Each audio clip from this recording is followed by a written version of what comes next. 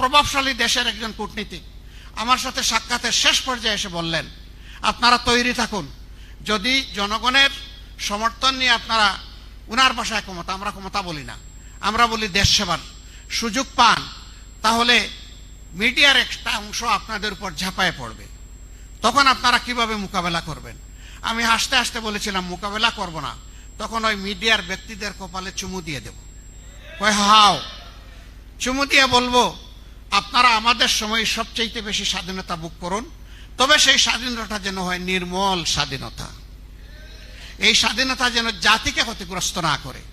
আমাদের সমালোচনা করবেন তীব্র কঠোর ভাষায়, কিন্তু সেটা হবে জাতির স্বার্থে।